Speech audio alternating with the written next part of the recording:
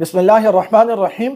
औलाद की तरबियत से मुताल्लिक़ हज़रत उमर बिन अब्दुल अज़ीज़ रहमतुल्लाह अलैह के बारे में है कि उन्होंने 11 बेटे थे और अपनी औलाद की ऐसी तरबियत की कि जब ये मक्का के गवर्नर थे, एलीट क्लास में थे, इनके बालों की और इनकी चाल की कॉपी करते थे लड़के। तो जब ये खलीफा बने, ऐसा तकवा इख्तियार किया है। एक दफ़ा बेटी को आवाज़ दी तो बेटी नहीं आई, दूसरी दफ़ा तीसरी दफ़ा आवाज़ दी तो घर वाली आ गई। उन्होंने कहा कि बेटी क्यों नहीं आई? उन्होंने कहा उसके कपड़े इतने बोसीदा हो गए हैं कि वो पिछले कमरे में बैठ के उनको सी रही है। तो अपनी औलाद से कई दफ़ा उन्होंने कहा कि मैं तुमसे माजरत ख्वाह हूँ कि मैं तुम्हारी ज़रूरियात भी पूरी नहीं कर सका।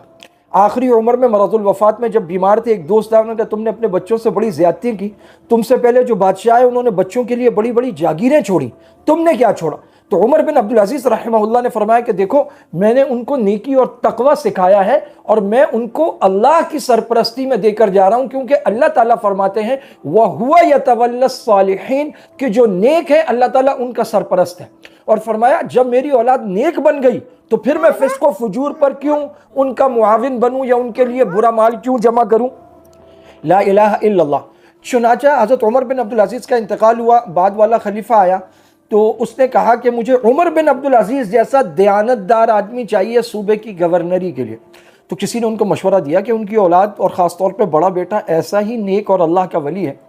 तो किताबों में ये बात लिखी है कि उनके बेटे को उसने गवर्नर बनाया। उसने इतना अच्छा काम इतनी दयानतदारी से किया कि फिर उसने कहा तुम्हारा कोई भाई है?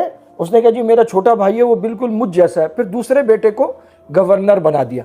यहाँ तक किताबों में लिखा है, वल्लाहु आलम इसमें कितनी सदाकत है, कि एक वक्त आया कि हज़रत उमर बिन अब्दुल अज़ीज़ के 11 बेटे 11 सूबों के गवर्नर थे। लेकिन इसके साथ एक बात तो बिल्कुल पक्की है, उमर बिन अब्दुल अज़ीज़ रहमतुल्लाह के साथ एक बहुत बड़े आलिम दीन थे। उन्होंने ये बात लिखी है कि उमर बिन अब्दुल अज़ीज़ ने जो विरासत छोड़ी अपने बच्चों के लिए, तो एक एक बेटे के हिस्से में एक एक दिरहम आया। और सुलेमान बिन अब्दुल मलिक ने जो विरासत छोड़ी तो एक एक बेटे के हिस्से में एक एक मिलियन दिरहम नहीं, दीनार आया। दीनार सोने की अशरफी ऑलमोस्ट 2.25 तोले की, यानी 2 मिलियन तोले सोना।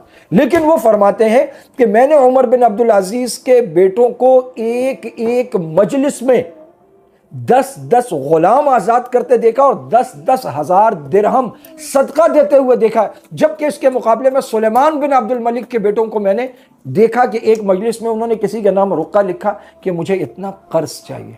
ये है तकवा, ये है दयानतदारी, और ये है फिर जो अल्लाह फरमाते हैं वहुवा यतवल्लस सालिहीन, कि वो नेकोकारों का सरपरस्त है। अल्लाह ताला हमें नेकी और तकवा अता फरमाए। अल्लाह ताला मुझे भी, आपको भी, हमारी औलादों को हराम से, हराम के पैसों से बचा ले। व आखिर दावाना अनिल हम्दुलिल्लाहि रब्बिल आलमीन।